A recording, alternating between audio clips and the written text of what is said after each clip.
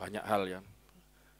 Allah yang mencipta, Allah Tuhan kita itu bukan cuma mencipta, dia juga memelihara ciptaannya, ya. Menyelamatkan, nanti banyak, saudara enggak usah dihafalin lah ya, pokoknya dinikmati aja dulu gitu.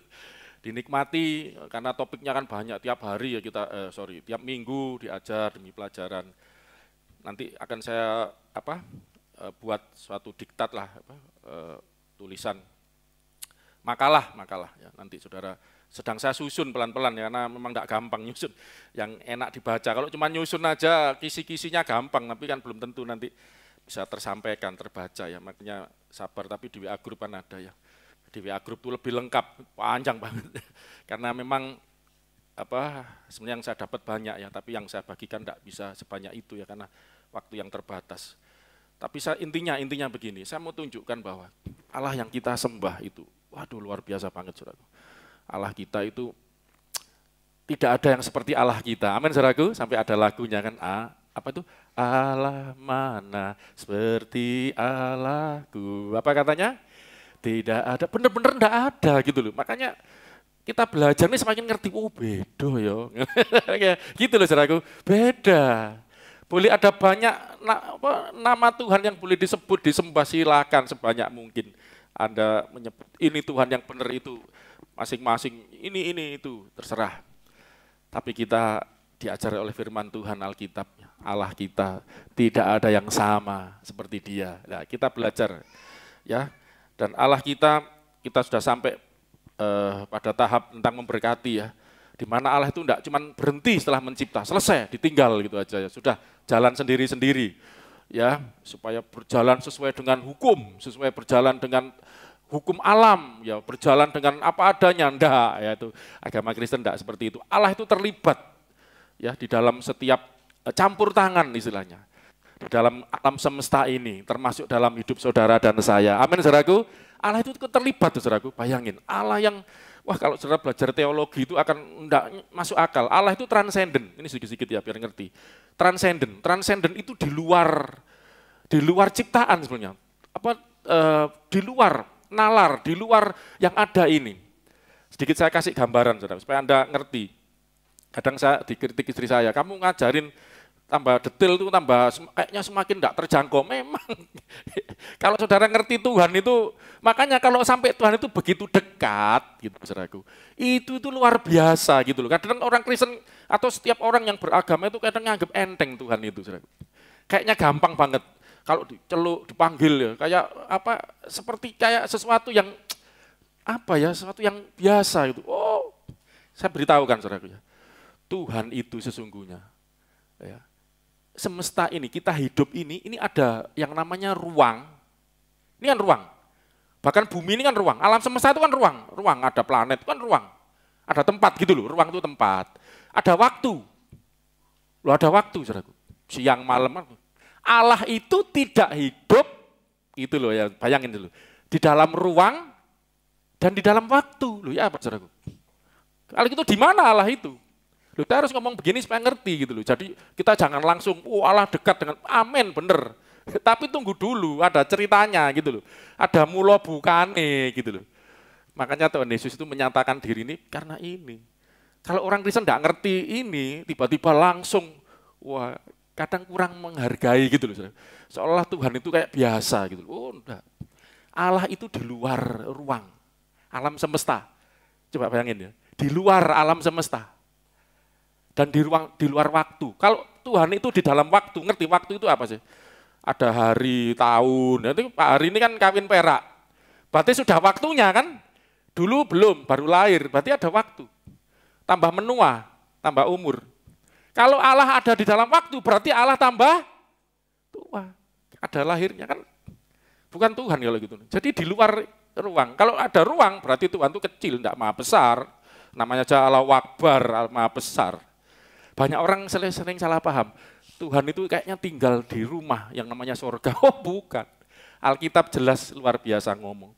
Langit adalah surga, langit itu surga adalah tahtaku, tahtanya. Bumi tumpuan kakiku. Loh, langit itu kursinya Tuhan, gambarannya saudara. Kursinya Tuhan. Langit itu Alkitab katakan langit tidak terukur, bumi tidak terduga. Saya senang istilah itu saudara. Bumi ini terbatas enggak, saudaraku? Terbatas. Tapi saudara, seumur hidup Anda, ribuan tahun orang dari Adam sampai sekarang mempelajari dalamnya bumi, tingginya langit tidak terukur, adanya itu luar biasa tuh. Saya baca tuh, wow, dalamnya bumi tidak terduga. Bumi ini terukur enggak, saudaraku? Ada ukurannya kan, tapi enggak bisa diduga. Sesuatu yang ciptaan Tuhan tuh gitu loh. Tuhan sudah ciptakan bumi, bisa ada ukurannya, ada. Tapi tidak bisa terduga, tidak bisa diselidiki. Pernah nemukan apa saja di dalam tanah ini loh, bumi ini tanah ini loh, wis gampangane ngono. Nemukan apa saja, enggak ada habis-habisnya dipelajari, saudaraku. Luar biasa enggak Tuhan itu, saudaraku? Itu ciptaannya, saudaraku. Langit yang diciptakan, langit itu ciptaan atau bukan? Sorga atau langit itu, ciptaan atau bukan? Tapi tidak terukur. Bayangin, langit aja tidak terukur, makanya ini saya kadang-kadang belajar banyak agama ya. Agama Konghucu, Tao, apalagi yang dari Tiongkok itu ya. Itu Tuhan itu, saudara tahu enggak? Ya, bisa Mandarin enggak? Pak Petrus ini pengalamannya luas mungkin. Bahasa Mandarinnya Tuhan itu apa? Bahasa Mandarin. Dian. Tulisannya Tian tuh ya, Tian. Dian atau Tian, enggak tahu bacanya. Saya soalnya punya tetangga Chinese, Dian. Udah meninggal. Dian atau Tian, tulisannya Tian itu loh, Dian. Langit. Tuhan. Jadi Tuhan itu artinya langit. Jadi ketika mereka menyebut Tuhan, itu sama dengan menyebut langit, bayangin saudara. Dian itu artinya langit, juga artinya Tuhan gitu loh ya, Pak. Itu padahal ciptaan itu. Itu sudah tidak terukur, luar biasa. Saya sering lihat, belajar juga mitologi. Kalau ada petir, makanya kenapa ya ada dewa petir, itu dewa tertinggi loh di orang Hindu ya, Indra, itu kan dewa petir, rajanya dewa itu. Kalau di Chinese itu agama-agama Tiongkok mitologi petir itu dewa petir itu hukuman Tuhan dari Dian, dari langit. Wah, sambar petir dihukum. Jadi Tuhan itu menggunakan petirnya. Zeus itu mitologi kan itu dewa petir juga. Rajanya dewa. Nah, sedikit gambaran. Itu ciptaan aja, langit aja enggak terukur. Apalagi Tuhan yang menciptakan lebih tidak terukur. Tidak terukur itu tidak bisa menempati ruang gitu loh, saudaraku. Tak bisa menempati. Nah, itu namanya transcend dan di luar itu semua. Pelan-pelan dulu. Jadi Allah itu tidak di dalam ciptaan, tidak di dalam semesta. Coba bayangin dulu, saudara. Tidak di dalam sini loh, saudaraku. Di luar sono. Kalau di dalam sini ikut waktu, ikut ruang. Makanya tidak ada yang seperti Allah kita. Ayo. Bisa jelaskan seperti itu. Allah yang transenden, makanya kita nyebutnya transenden. Tapi yang luar biasa lah ini, saudaraku. Allah yang transenden ini, nanti saya tunjukkan ayat-ayat itu mengenai itu terjawab melalui Yesus. Kalau enggak Yesus, enggak bisa dapat jawaban, bingung. Allah itu transenden sekaligus imanen. Imanen itu dekat atau apa ya? Ada di, kalau trans itu di luar, im itu kan di dalam gitu loh. Jadi dia selain di luar ternyata juga ada di dalam gitu loh, saudaraku. Loh, kalau ada di dalam berarti kan apa namanya ini? Jadi ikut ruang dan waktu gitu loh. Nah, inilah nanti di Alkitab ini ada sosok yang namanya apa? Allah itu kok kayak berkelana di muka bumi. Ya, berkendaraan apa namanya? Menunggang awan, itu ada. Saya tunjukkan sedikit ya. Karena nanti ini kita akan masuk ke Tuhan Yesus yang memberkati. Jadi minggu lalu kita bicara tentang Allah yang memberkati. Sebelumnya kita belajar tentang Allah yang memberkati, dan minggu lalu persis itu saya jelaskan tentang tangan. Jadi Allah memberkati dengan tangannya. Dan nanti hari ini saya akan itu apa kerucutkan menjadi jawaban yang dimaksud tangan Tuhan itu Tuhan Yesus gitu loh. Ya kan? Tapi kalau lihat Yesus yang lahir di Natal loh, kok baru datang loh. Nah, kita lihat dulu ya. Sebelum Yesus datang, itu Yesus sudah ada. Amin, saudaraku. Sudah ada, tapi belum menjadi manusia. Lah, kita akan melihat ini, gitu loh maksudnya. Allah itu sudah memberkati dengan tangannya melalui Yesus, ya sudah disebut. Ya. Saya akan tunjukkan beberapa ayat dulu. Pernah enggak Anda tertarik dengan ayat-ayat seperti ini ya? Dalam Yesaya pasal 63. Saya kadang-kadang baca ayat ini, wah kok ada yang seperti ini ya gitu. Tuhan kok digambarkan seperti ini.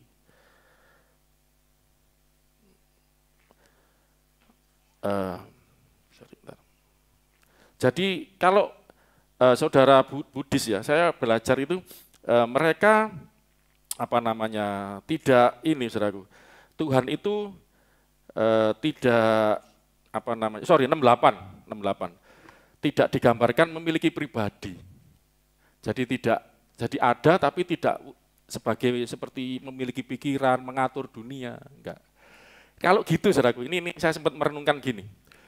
Kalau Tuhan itu tidak ada seperti itu, enak. Jadi orang itu, maksudnya enak ini bukan berarti saya percaya, jangan pelan-pelan dulu ya.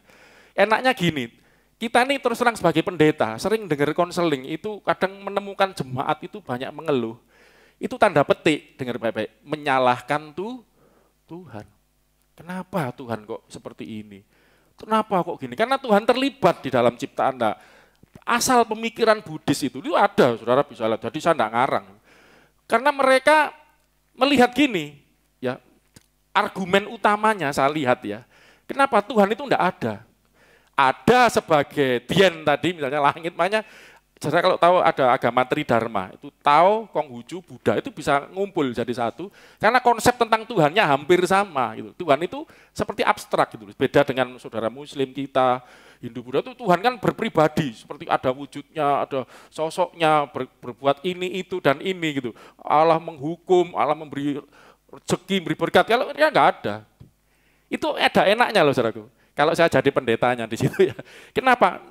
Karena enggak akan menyalahkan Tuhan. Enggak, siapa yang kamu salahkan? Akibatnya hidup itu bukan bergantung pada Tuhan. Tuhan itu non jauh di sana. Tapi hidupmu bergantung pada, dengar baik-baik, hukum karma. Perbuatanmu. Apa yang kau buat, itu yang kau karma. Apa yang kau terima. Jadi ketika kau mengeluh, kenapa aku miskin? Kenapa aku menderita? Kenapa hidupku susah? Jangan salahkan Tuhan. Orang Kristen kan mesti, kenapa Tuhan? Wah, aja. Buktinya tercipta lagu, banyak perkara ya toh, yang tak dapat ku mengerti, mengapakah harus terjadi? Tanya sama Tuhan. Kalau mereka nggak boleh tanya Tuhan, nggak ada kok. Tanya pribadinya nggak ada. Kamu harus koreksi diri masing-masing. Nah, enak kan? Maaf, tertarik ya, jangan. Enak ini aja. Pendetanya yang enak. Karena apa? Kamu enggak perlu nyalakan Tuhan, tinggal dikorek-korek. Kelakuanmu bagaimana? Kalau kelakuanmu baik, karmamu baik. Kelakuanmu buruk, karmamu buruk. Ya kan? Kalau kita, ayo kon, nyalakan Tuhan. Enggak mau koreksi diri. Ya toh? Sebetulnya kalau di kita itu, memang Tuhan itu terlibat. Tapi manusia juga diciptakan itu kan bukan robot. Punya pikiran, ya dia bisa berbuat ini dan itu. Kalau dia berbuat yang tidak baik, kalau ngalam yang tidak baik, jangan nyalakan Tuhan gitu loh. Wis tak kandhani toh. Kan firmanku ngomong begini loh, kamu kok nggak lakukan, itu namanya di luar rel. Loh, put, apa bahasa Yunani? Martia, kan luput itu, enggak selamat. Dosa itu artinya luput, tidak selamat. Ya itulah, jangan nyalakan Tuhan. Nah, kita melihat di sini, Allah kita itu Allah yang terlibat di dalam seluruh kehidupan. Ya. Kita lihat ini aja. Coba pernah enggak Anda baca ayat seperti ini, Saudara? Ayat yang ke ini. Mana tadi? Ntar ya. 18. Mazmur 68, makanya saya bilang Yesaya tadi, enggak nyambung. Mazmur 68, ayatnya yang keberapa tadi? 18, 68, 18, coba dibaca.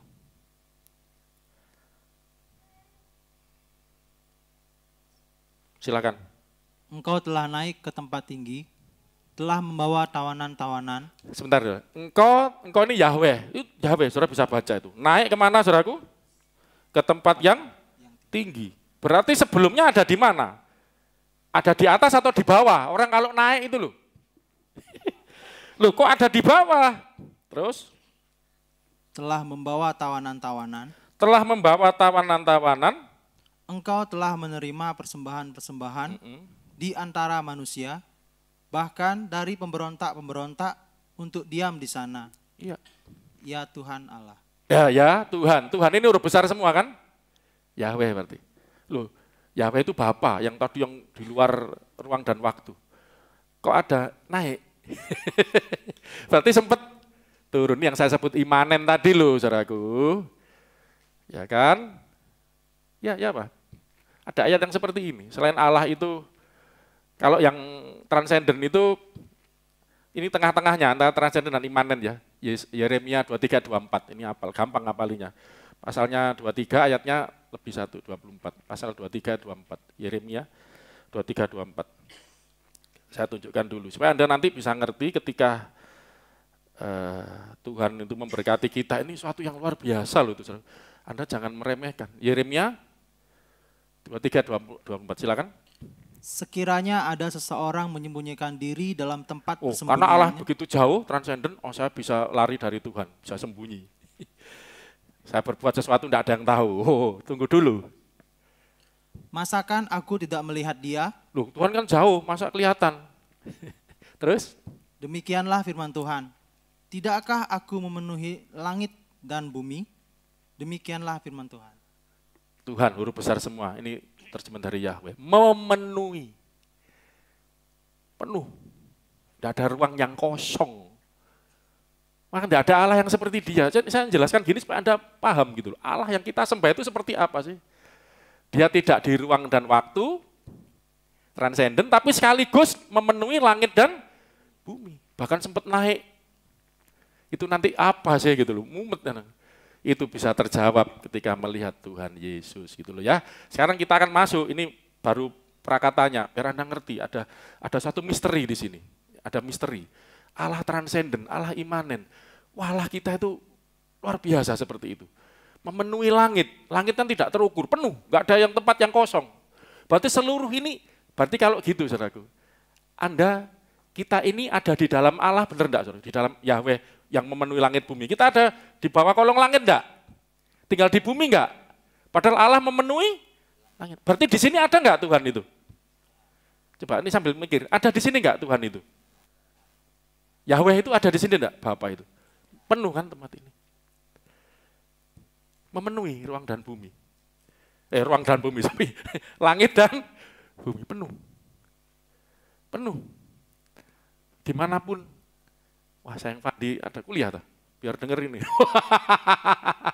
Kemanapun kamu pergi, lari, berbuat apapun, Tuhan tahu. Saya pas khotbah penting-penting malah hilang anak ini. Ya, saya terus berdoa buat satu yang ini. Haleluya ini. Sama teman kamarnya ini terus doakan terus. Ya, karena jangan sampai ya supaya teman satu kamar, satu kampung datang sama-sama ini sudah percaya Yesus baptis diselamatkan. Jangan sampai ketinggalan kereta gitu. Doakan saudaraku ya, didukung. Ya, puji Tuhan. Tapi banyak berubah kok, saya lihat banyak berubah. Saya bersyukur ya. Makanya dititipi Tuhan itu ngasih, puji Tuhan ya. Chandra datang ke sini merasa berubah enggak? Dirubah Tuhan itu ya, metanoia, berubah itu bertobat, itu artinya kamu sudah mengalami lahir baru, bertobatan. Cuman satu kamarnya itu ya, doakan terus. Ini masih untup-untup bahasa Jawanya. Tidak apa-apa. Memenuhi langit bumi Tuhan itu buat kita semua, yuk juga yuk. Ya, dia bersama kita selalu. Ya, itu kan. Ini baru menjelaskan Allah aja seperti ini. Sekarang saya akan melihat Allah yang ada di dalam Yesus itu, wow, itu memberi apa? Jadi gini, di Alkitab itu ada yang namanya rahasia, diterjemahkan rahasia. Itu sebetulnya dari bahasa Yunani, nanti saya akan tunjukkan, misterion. Misterion itu misteri artinya. Tapi di Alkitab enggak tahu milih istilah rahasia.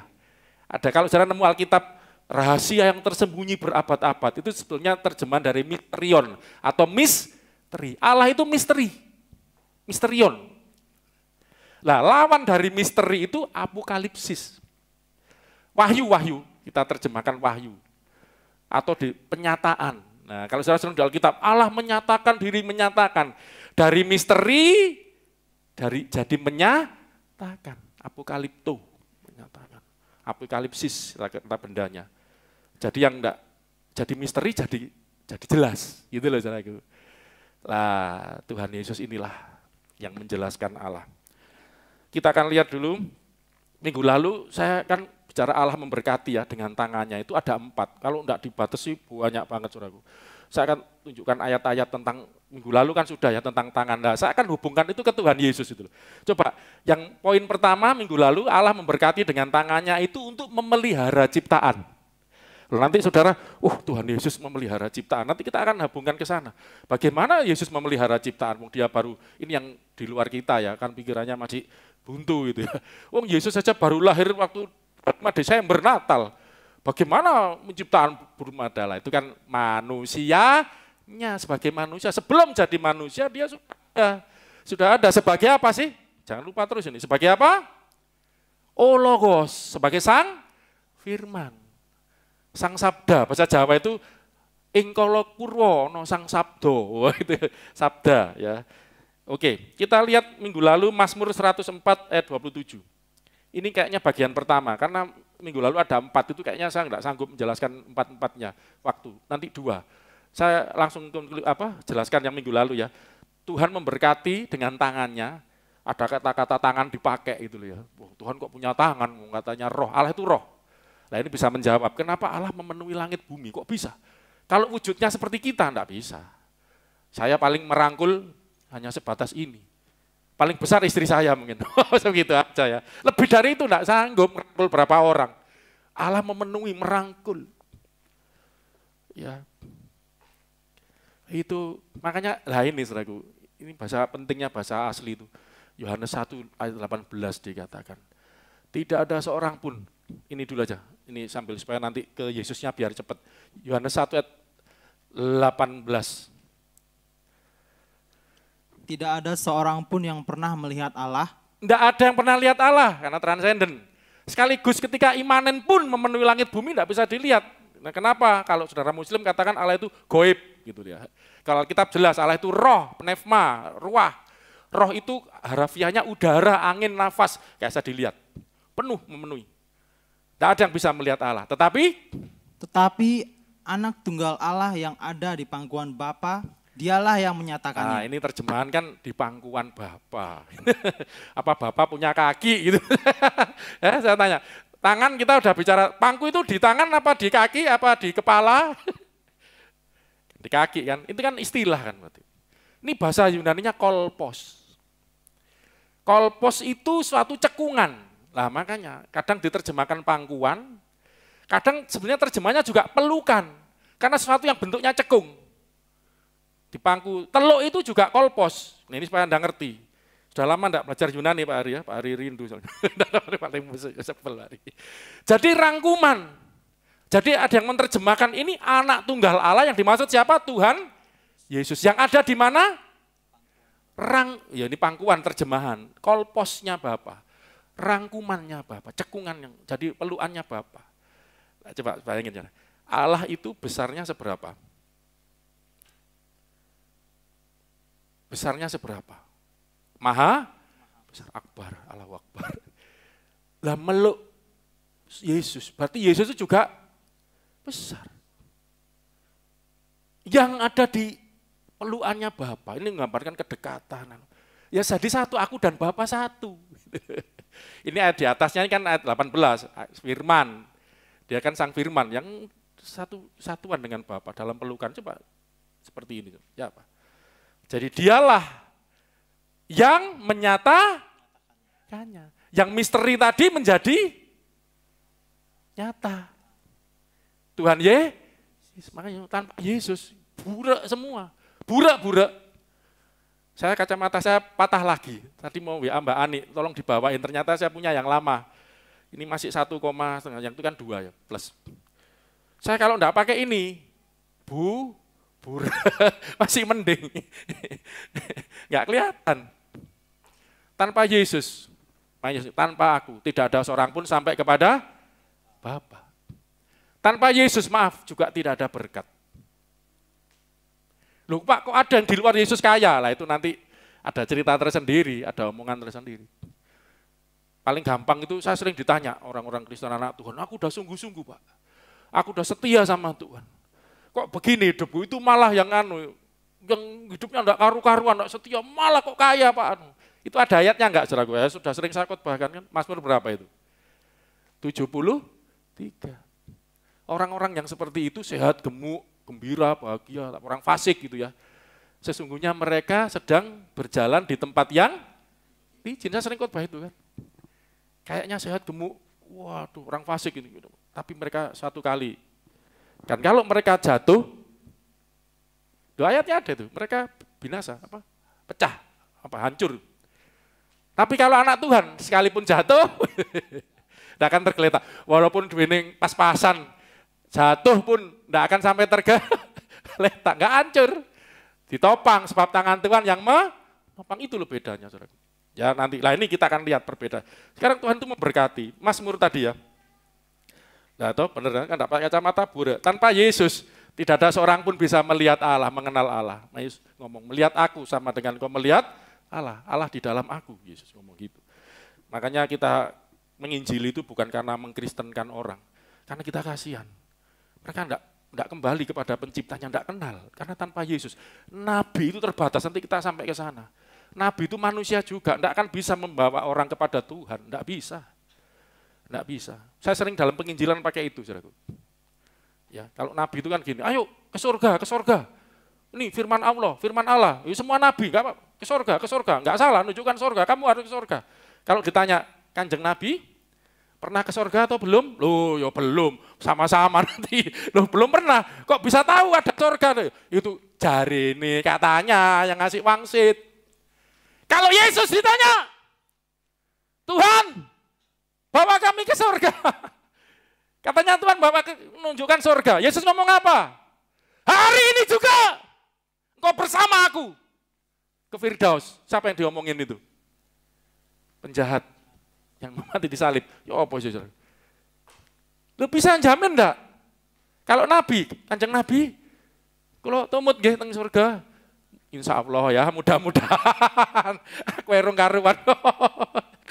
Lah Yesus ikut. Kenapa? Aku turun dari surga. Nanti kita sampai ke sana. Saya bablas terus ayatnya. Enggak tahu, terlalu bicara Yesus terlalu semangat saya. Mazmur 104, 27. Dan 28. Semuanya menantikan engkau. Ini ayat minggu lalu ini. Supaya diberikan makanan pada waktunya. Terus? Apabila engkau memberikannya, mereka memungutnya. Apabila engkau membuka tanganmu, mereka kenyang oleh kebaikan. Wah, jadi Tuhan itu memberi makan dengan tangannya. Ini digambarkan, ini kan penggambaran, ingat ya. Kok terus ini kiasan, kita sudah belajar kemarin yang saya berikan DWA Group, istilah tangan yad itu Pak Ari ya. Tangan itu masih sepertiga, banyak banget itu. Artinya tangan itu ada di sisi, ada kesetiaan, ada teror. Nanti saya tunjukkan, artinya tangan kok teror, pernah Anda baca ya? Itu ada loh, teror. Tangan, itu tangannya Tuhan, neror orang Mesir, itulah itu loh saudaraku. Itu luas loh artinya. Nah di sini juga yuk, terus. Engkau membuka, satu lagi yang tentang tangan yang memberikan makanan, memelihara ya. Berarti kan ngasih makan. Kalau enggak ngasih makan kan mati ciptaan. Ini gambaran Tuhan memelihara gitu loh. Terus 145 Mazmur ayat 15 dan 16.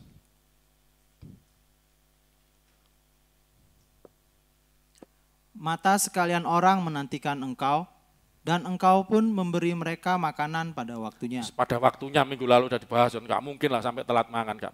Jangan takut saudaraku. Engkau yang membuka tanganmu dan yang berkenan mengenyangkan segala yang hidup. Nah, ketika Yesus datang ke dunia, Yesus pernah lakukan enggak memberikan makan orang? Ini bukan bagi-bagi sembako. Ngasih makan berapa orang saudaraku? 5.000. 2 kali ada ngasih makan orang 4.000 juga dikasih makan. Sisa berapa itu? Ya kan? Sisa 12 bakul segala macam. Loh Pak, itu kan mujizat Pak. Ya, itu kan mujizat waktu makanya kalau belajar Yesus itu harus melihat yang dikatakan Ibrani ya. Itu Rasul Paulus, saya percaya Rasul Paulus tulis Ibrani. Yesus Kristus itu tetap sama. Kemarin, sekarang, dan untuk seterusnya tetap sama. Lah, Yesus waktu di dunia ya memang kan sebagai manusia terbatas orang-orang di situ. Saya mau tanya, Yesus ngasih makan seluruh dunia bisa enggak? Sangat bisa lah, yang dikumpul di situ kebetulan cuma 5.000. Itu aja laki-laki saja yang dihitung kan, kepala keluarganya. Belum istrinya. Belum cendil-cendilnya. Kira-kira lebih dari itu kan. Yang kumpul di gunung itu, di bukit itu. Tapi ini maksud saya itu menunjukkan bahwa Tuhan Yesus itu sanggup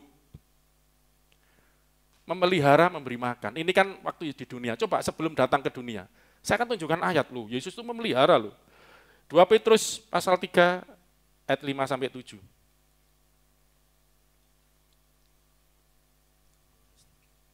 Yesus Kristus tetap sama itu dibuka ya ayatnya. Saya pengen tunjukkan. Ini ayat senangannya Mas Yuga ini. Ibrani ini dulu aja. Ibrani 13 ayat 8. Kalau lihat Ibrani 13 ayat 8. Kalau lihat bahasa aslinya bagus ini. Ibrani 13 ayat 8.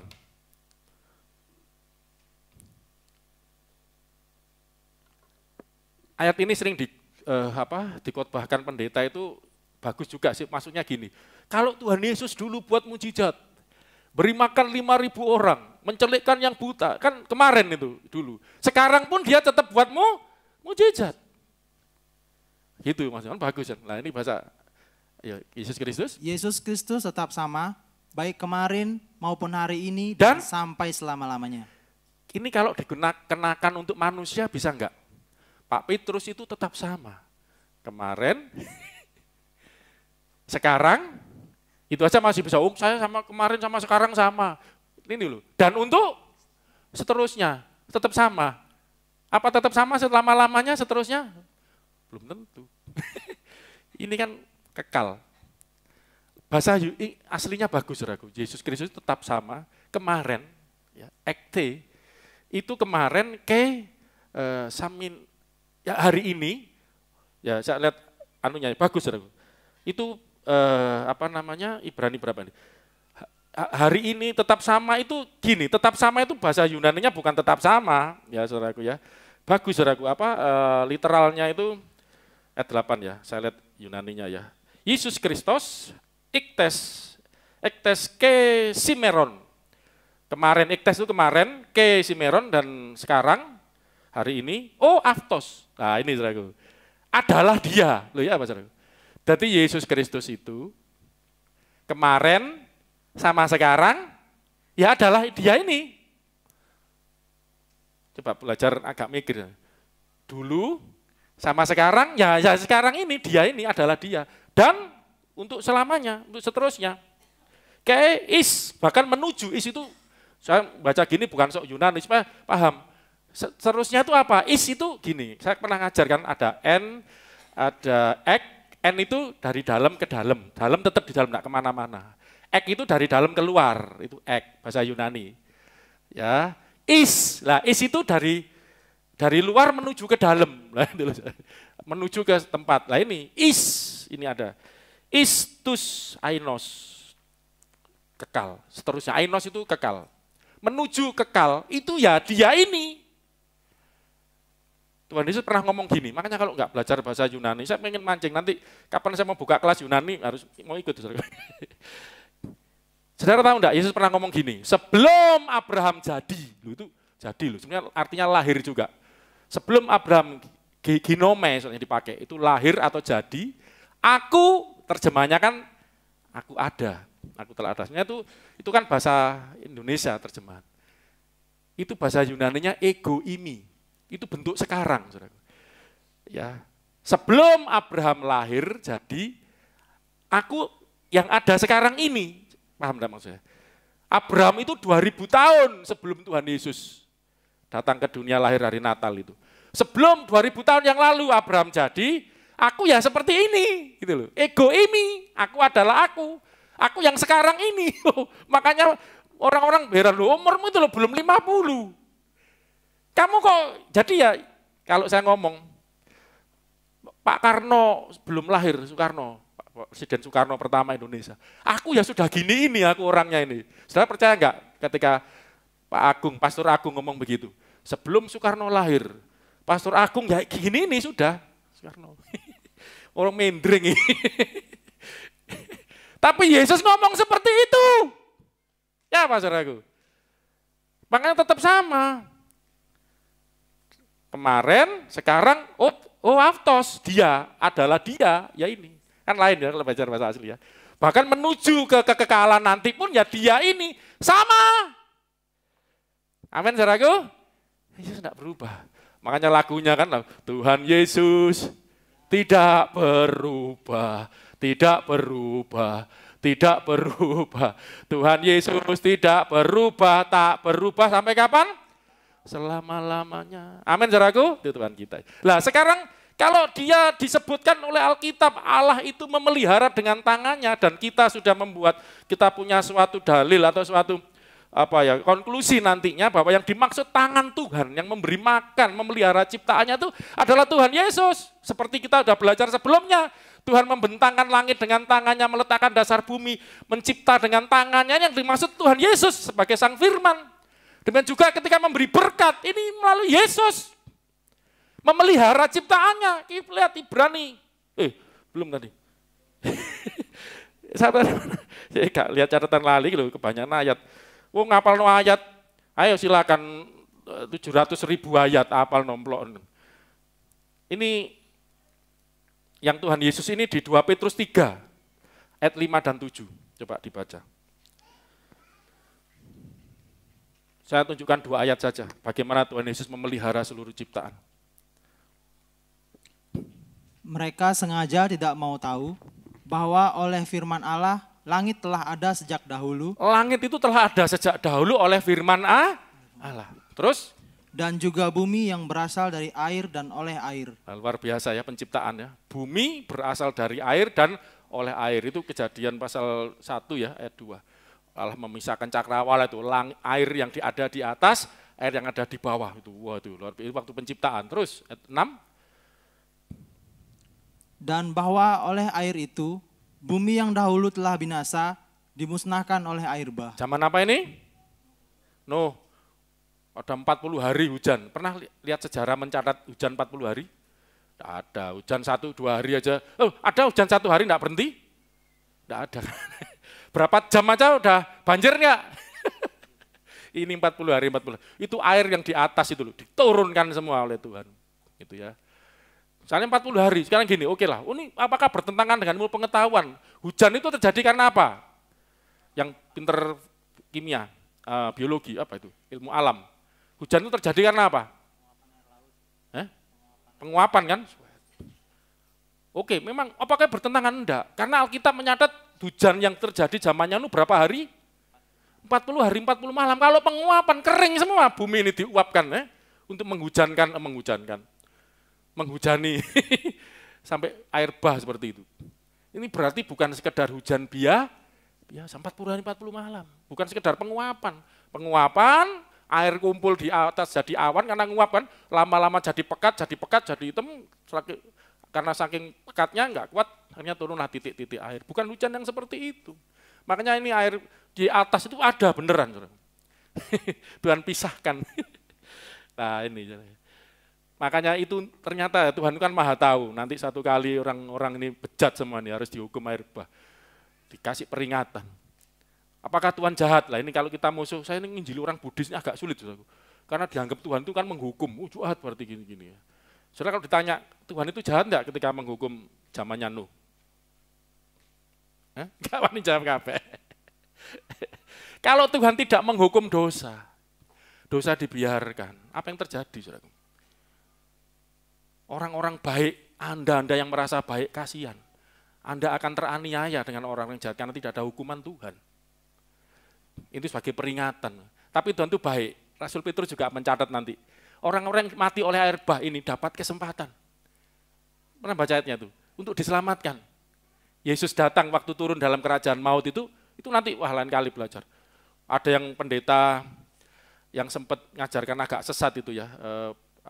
Siapa lupa namanya, saya enggak enak sebut nama ya, karena ini direkam ya. Itu ngajarkan penginjilan orang mati. Ngawur karena itu kan Tuhan Yesus. Masuk datangi roh-roh orang yang mati zamannya Nuh ini loh.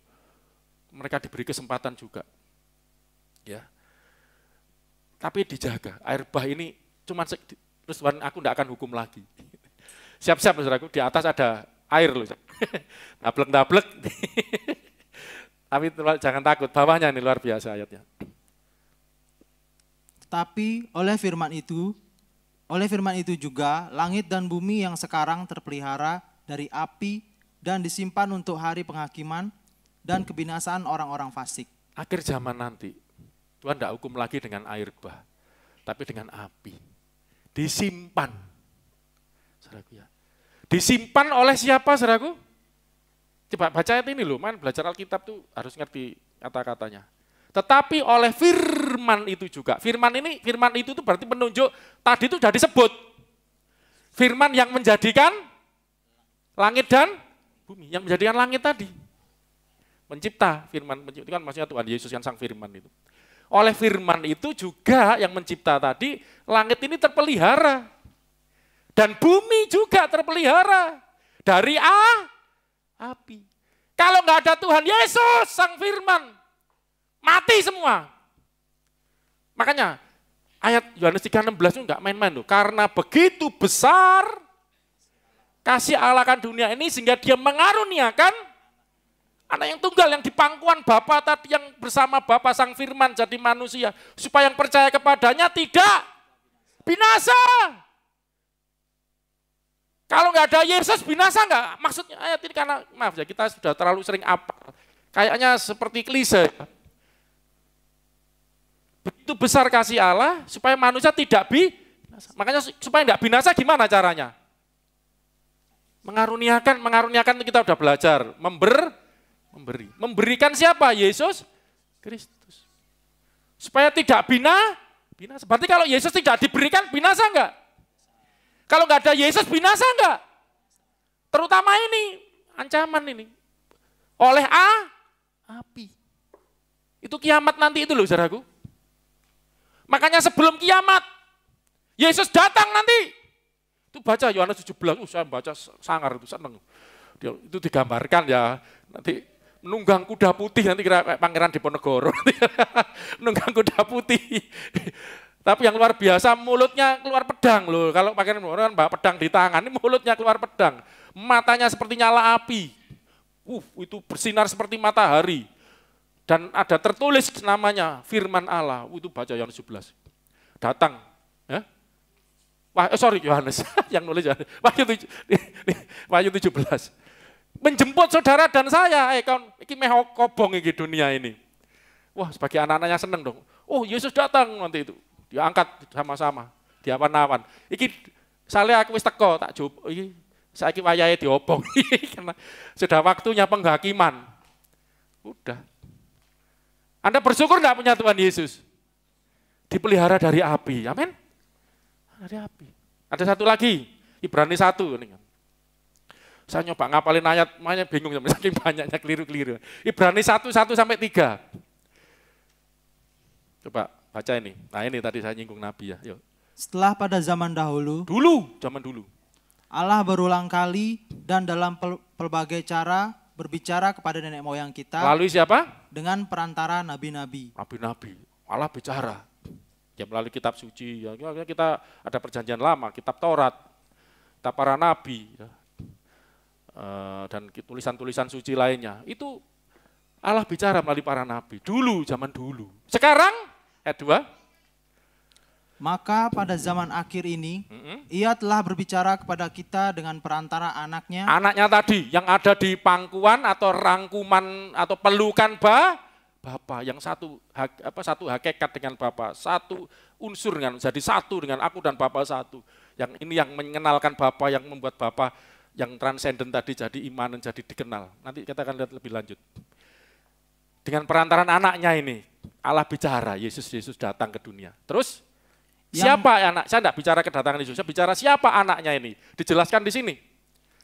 Yang telah ia tetapkan sebagai yang berhak menerima segala yang ada. Jadi menerima segala, jadi gini, berhak menerima segala yang ada. Ketika kita berdoa kepada Allah atau bukan? Ya toh, masa kepada demit, berdoa pada Allah. Makanya Yesus ngomong kalau berdoa kepada Allah, berdoa dalam namaku. Sebelum Yesus datang ya orang nggak ngerti, Yesus datang kan. Kenapa? Karena dia menerima. Tanpa aku tidak ada seorang pun sampai kepada Bapa. Berdoa langsung kepada Allah. Kowe iku sapa? Allah transenden. Di luar ruang dan di luar waktu. Bagaimana kamu mau menjumpai Allah? Bisa enggak, saudaraku? Mau pakai mikrofon yang gede? Mau pakai segala ritual, segala macam cara, bisa enggak? Itu usaha manusia, enggak bisa. Tanpa Yesus tidak ada seorang pun yang sampai pada Bapa kalau tidak melalui kita. Yesus yang ngomong kan. Yang berhak menerima yang ada. Anda mau berdoa, berdoa melalui Yesus, Yesus yang terima. Makanya ini disebut Allah pengantara. Allah saudara menyembah, makanya saudara sekarang jadi orang Kristen nggak usah bingung lagi ya. Kamu kok nyembah Tuhan Yesus ya? Nyembah kok bukan Allah, kok bukan Allah. Saudara jawab apa sekarang?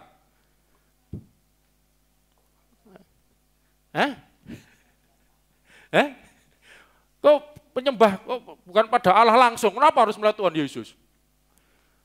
Beriman kok nggak langsung pada Allah, kok harus melalui Yesus? Kalau melalui Nabi enggak bisa, podo-podo wonge kok.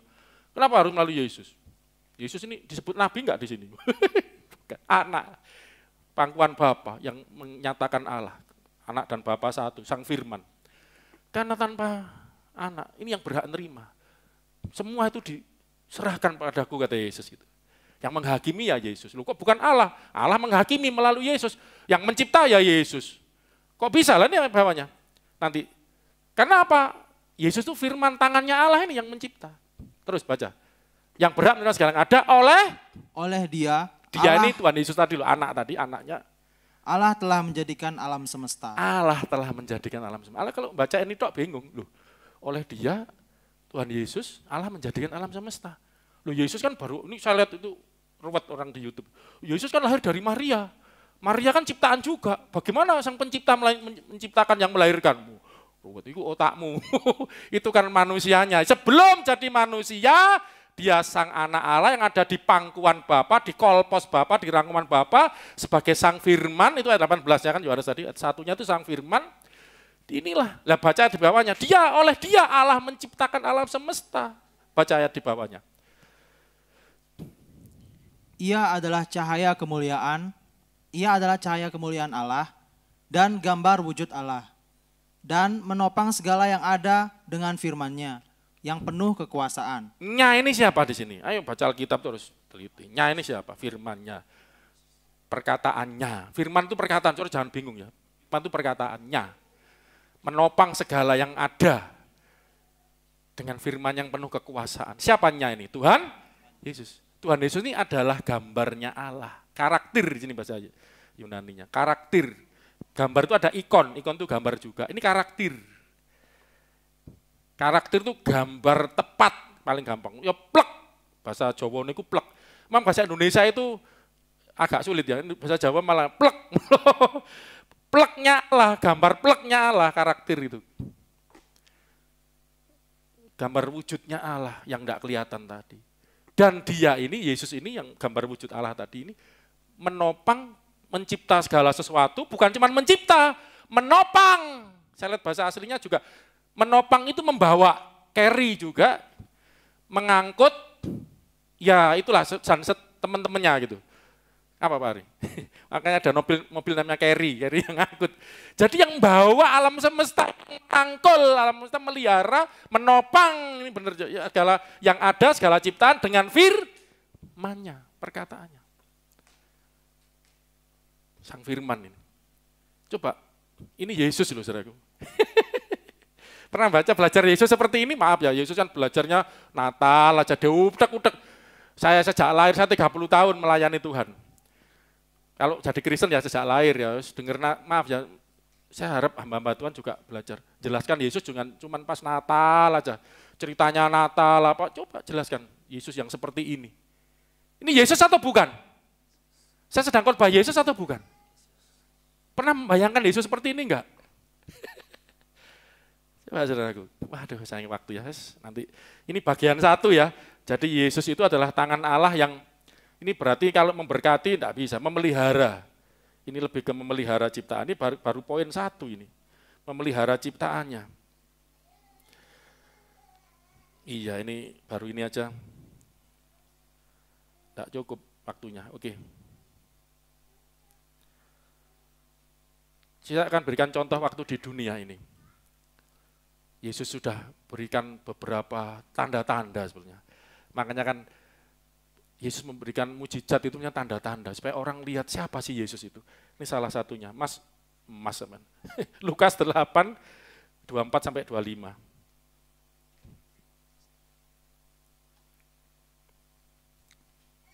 Maka datanglah murid-muridnya membangunkan dia, katanya, "Guru, guru, kita binasa." Ini kapan ini? Waktu naik perahu di tengah danau.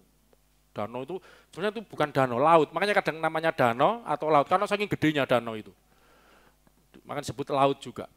Ya. Dan kena angin, akhirnya timbul gelombang. Terus mereka bangun, waktu itu Yesus ada di perahu, tidur. Ini banyak pendeta khotbah ini alegoris ya. Makanya Yesus itu kan, kita ini perahu itu seperti hidup kita. Ya enggak apa-apa, enggak salah sih. Yesus itu kan ada dalam hidup kita ini seperti perahu gitu loh. Lah jangan biarkan Yesus tertidur. Saya sering dengar khotbah itu.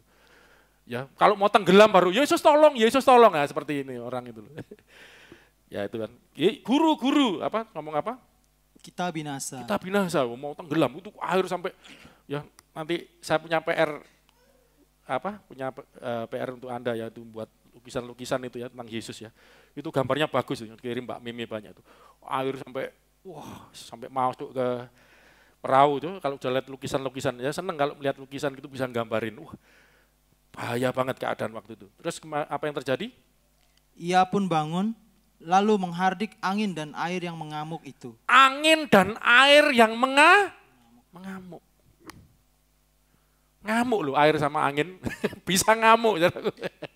Tapi bukan berarti ini ngamuk punya pribadi, enggak. Angin, kena angin, ada angin loh, ribut, air jadi, situ sudah kapal diuncal-uncal mungkin. Udah mau tenggelam, guru kita binasa. Kalau cuma tenggelam, saya tanya, mereka ini nelayan, para murid itu banyak nelayannya atau enggak, saudaraku? Nelayan itu jago berenang enggak? Berarti ini bukan sekedar cemplung air, renang masih bisa. Enggak bisa renang ini. Berarti angin airnya ngamuknya ngeri enggak, saudaraku? Nelayan yang biasa melaut aja takut, saudaraku. Berarti ini badai yang luar biasa. Angin dan air yang mengamuk, menghardik. Enggak tahu cara ngardiknya. Kalau di ayat yang lain disebut diam. Meneng gue. Tenang, ojo ngamuk, disuruh diam. Dan tenanglah, itu di ayat yang lain, di Matius atau Markusnya, Injil sinoptik yang lain. Dihardik, dan lalu menghardik, air yang mengamuk itu, dan angin dan air itu pun reda, dan danau itu menjadi teduh. Angin dan air langsung reda, ngamuknya hilang, danau jadi teduh. Lalu katanya kepada mereka, "Di manakah kepercayaanmu?" Maka takutlah mereka dan heran. Heran. Lalu berkata seorang kepada yang lain, Jabil-jabil satu sama lain. "Siapa gerangan orang ini, sehingga ia memberi perintah kepada angin dan air, dan mereka taat kepadanya?" Ya Pak Saudaraku. Ini tanda-tanda bukan? Ini manusia biasa atau bukan, Saudaraku? Angin dan air tunduk. Mujizat Yesus itu, maaf ya saudara seberang itu selalu ngomong, itu seizin Allah, itu kan mujizat Nabi. Saya mau tanya, Nabi siapa coba sebut dalam sejarah? Sebut yang di kitab kamu sekalipun, yang bisa buat mujizat seperti Yesus Kristus.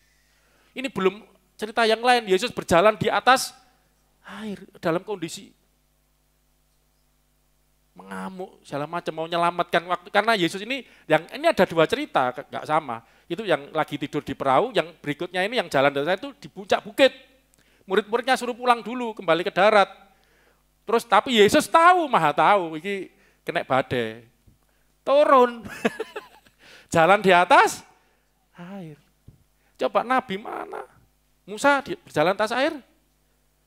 Saya mau tanya, yang belah air Musa apa Tuhan? Apa Musa, ayo ngomong air, gak, mana angkat tongkat. Alkitab ngomong lalu Tuhan yang menguak, itu Tuhan yang ngomong. Kali ini Yesus yang hardik, nanti kita lihat bedanya. Terakhir ini, tentang makan, ini Yesus memelihara, ngasih makan 5.000 orang. Oke, kita sudah tahu ceritanya, tapi saya mau tunjukkan ininya, tentang roti. Kita tutup, Yohanes 6, ayat mulai 26, karena panjang, saudara harus baca semua, tapi saya pilihkan aja 26, 27 dulu. Waktu itu Yesus, ini cerita setelah Yesus, setelah ini kita doa. Percaya Yesus kita tetap sama.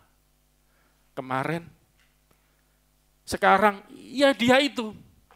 Sampai seterusnya, sampai menuju kapanpun, ya dia, autos, dialah itu, tidak berubah.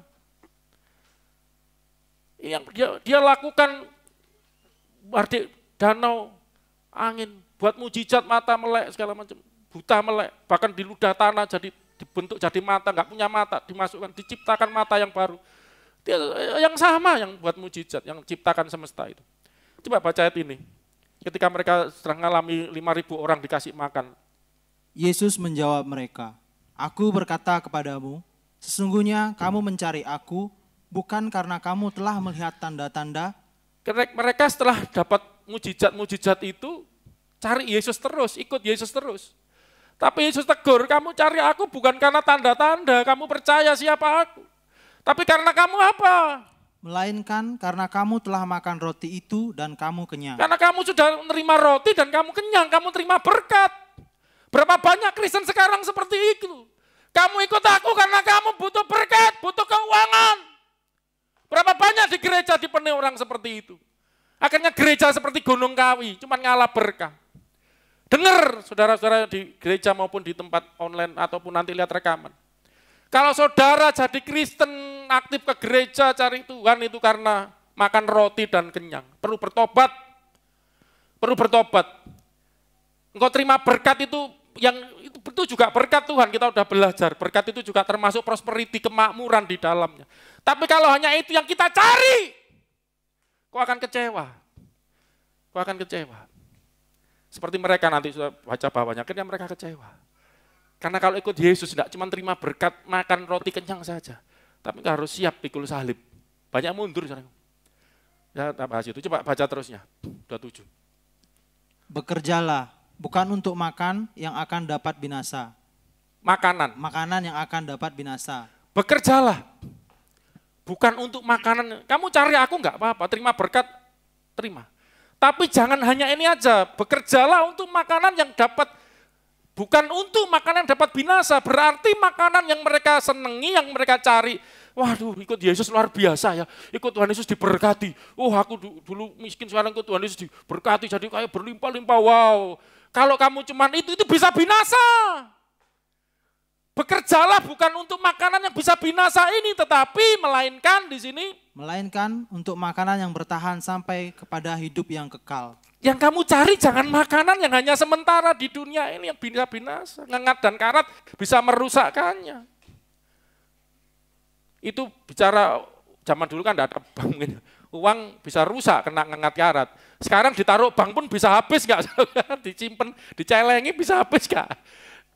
Dirusak ngengat dan karat dalam pengertian tanda petik. Oh, nah kebutuhan ini. Entek, iso entek.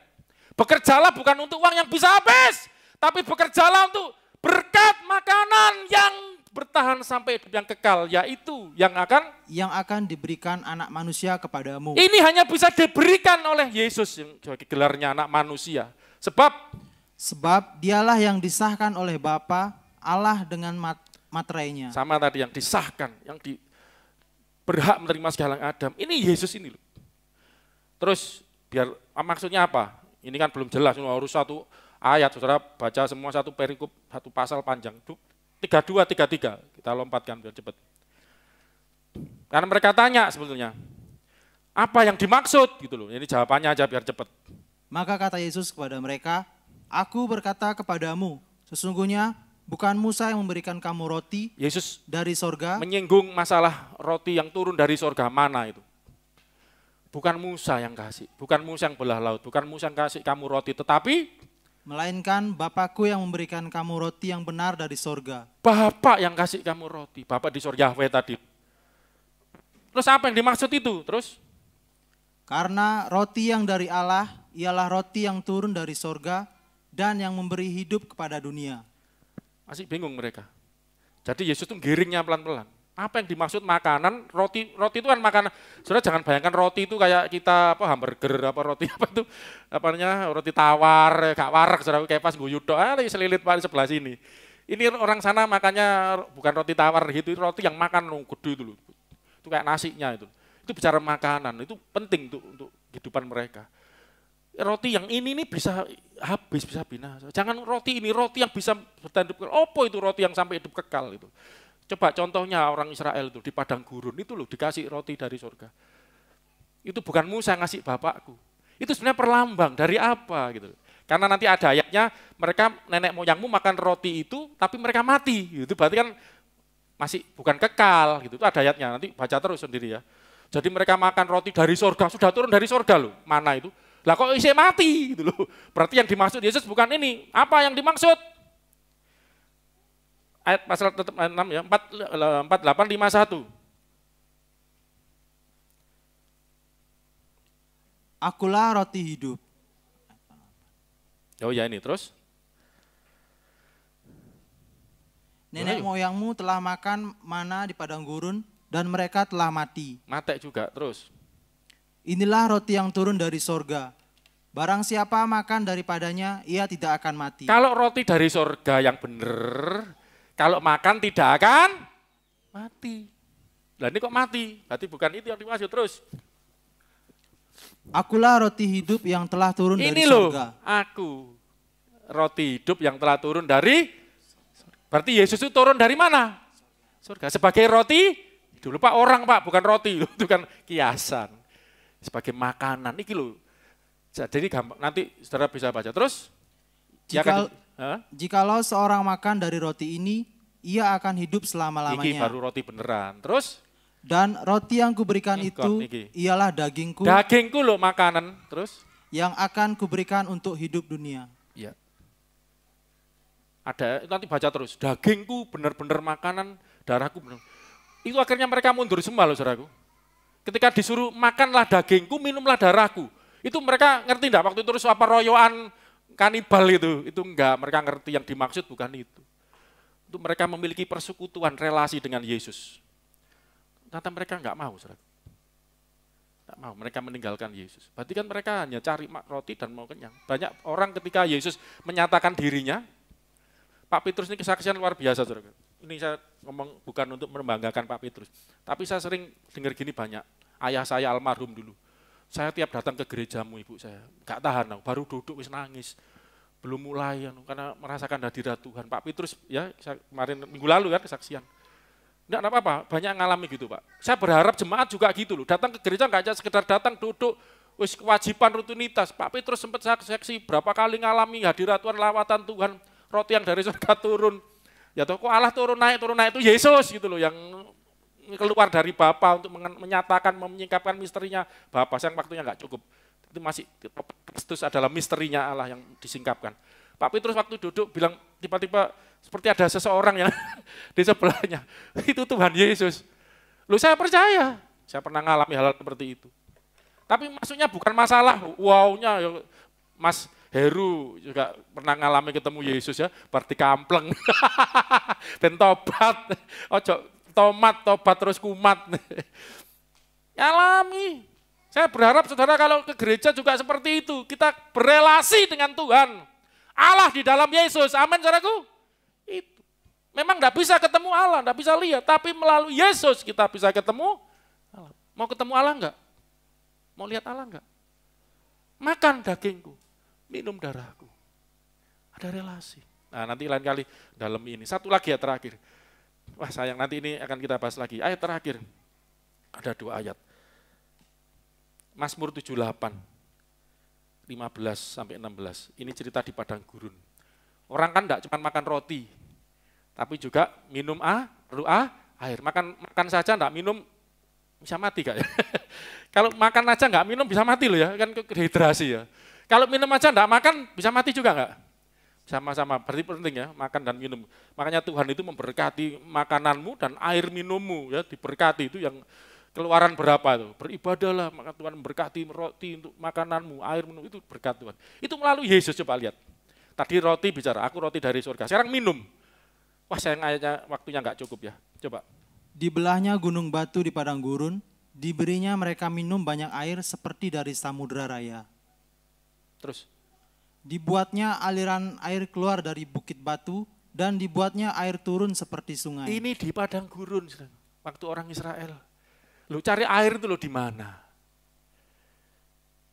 Tapi Tuhan itu bisa enggak kurang cara. Menyiapkan air waktu enggak cukup ya. Nanti kita akan minggu depan. Bagian kedua. Kristus tangan Allah yang memberkati. Bagian kedua, ini bagian satu. Dan itu kenapa saya sebut itu Tuhan Yesus? 1 Korintus 10 ayat 4. Alkitab menyebutkan. Dan mereka semua Ini orang Israel yang di padang gurun tadi, jadi kalau nggak ada air, memang nggak ada air, padang gurun kerontang seperti itu. Gimana dari Tuhan membelah bukit. Yang belah siapa? Tuhan. Mengeluarkan air dari bukit batu, sampai seperti sungai. Itu 3 juta orang. Loh. Maaf, kalau air cuma 1 belubang, 3 juta minum air, bisa nggak? Dibuat kongkom sudah habis itu airnya. Coba ngasih minum 3 juta orang di padang gurun. Siapa yang bisa, siapa yang sanggup? Hanya Allah yang sanggup, amin.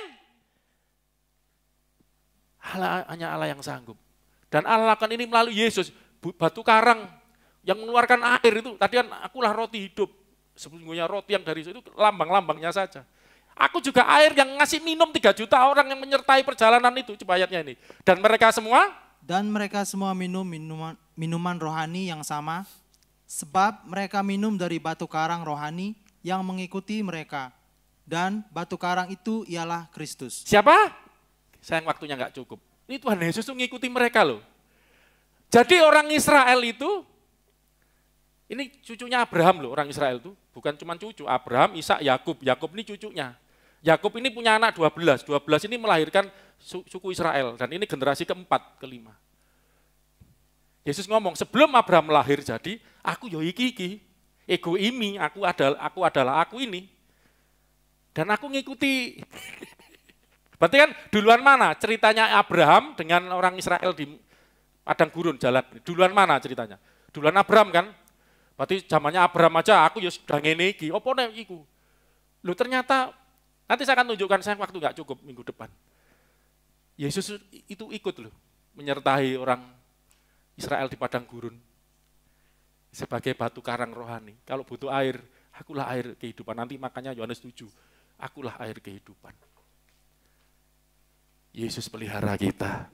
Yesus pelihara semesta ini. Dialah Tuhan di atas Tuhan Raja, atas segala Raja. Apalagi saudara anak-anaknya. Mari kita berdoa. Haleluya. Terima kasih. Saya minta kunci D. Tuhan Yesus, kau ajaib. Kau baik Tuhan. Haleluya.